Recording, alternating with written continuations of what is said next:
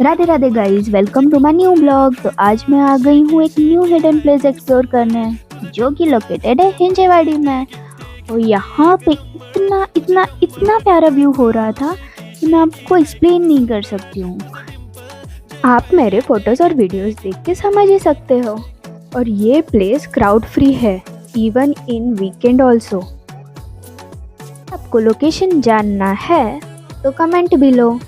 और मैं घर जाते हुए मुझे एक प्यारा सा सनसेट व्यू देखने मिला। तो इसी के साथ मैं अपने ब्लॉग का करती हूँ एंड बाय बाय, मिलते हैं न्यू ब्लॉग में।